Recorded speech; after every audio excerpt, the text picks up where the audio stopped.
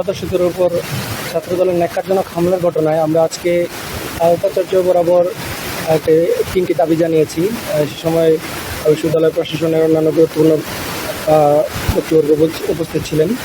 আমরা ঘটনার সুষ্ঠু তদন্ত ও ন্যায় বিচার নিশ্চিতকরণের জন্য আমাদের দাবিসমূহ হলো হামলায় জড়িত সকল শিক্ষার্থীকে অবিলম্বে বহিষ্কার করতে হবে এবং তদন্ত সাপেক্ষে তাদের স্থায়ী বহিষ্কার নিশ্চিত করতে হবে। যে সকল হামলাকারী ছাত্রত্ব শেষ হয়েছে, স্নাতক বা স্নাতকোত্তর, তদন্ত সাপেক্ষে তাদের সনদপত্র বাতিল করতে হবে। 3, উল্লেখিতদের বাইরে হামলায় আরও বেশ কয়েকজন জড়িত ছিল, তাদের পরিচয় শনাক্ত করে তাদেরও বিশ্ববিদ্যালয় থেকে স্থায়ী বহিষ্কার করতে হবে। এই ছিল আমাদের 3টি দাবি। আমরা এগুলো উপাচার্য মহোদয়কে জানিয়েছি, আর তিনি তদন্ত সাপেক্ষে ব্যবস্থা গ্রহণ করবেন বলে জানিয়েছেন। আবুজর গিফারি নামে যিনি ছিলেন উনি হঠাৎ করে বলতেছে যে আমাদের ভাইকে মারছে, কিন্তু ওই জায়গাতে আমরা কিছুই করতেছিলাম না, আমরা শুধু দাঁড়িয়েছিলাম। তারপরে ওনারা সবাই আমাদের উপরে এসে হামলে পড়ে এবং আমাকে ছাত্রদলের নেতা বলতে, তারপরে আমাকে নিচে পালায় ওরা আমাকে পাড়ায়, তারপর আমার চশমা ভেঙে ফেলে, প্যান্ট শার্ট দুটোই ছিল।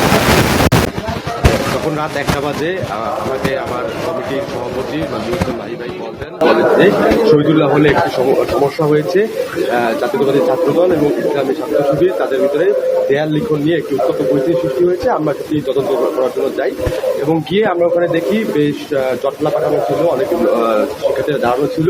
আমরা তাদের সাথে কোনো কথা না বলে আমরা সরাসরি অথরিটির সাথে কথা বলতে চাই। তখন হল প্রভোস্ট স্যার তিনি উপস্থিত ছিলেন না, সেখানে উপস্থিত ছিলেন জুলজি ডিপার্টমেন্টের অ্যাসোসিয়েট প্রফেসর এবং ওই হলের house teacher doctor Mizanur Rahman sir.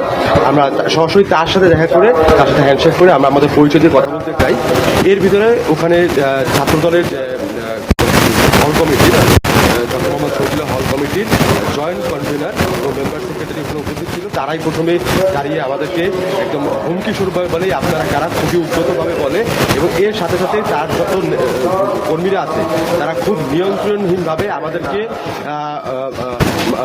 মারতে চায়, আমাদের সাথে উগ্র ভাষা ব্যবহার করে এবং খুবই কুরুচিপূর্ণ মন্তব্য করে এবং তারা দাবি করে যে আমরা আউটসাইডার।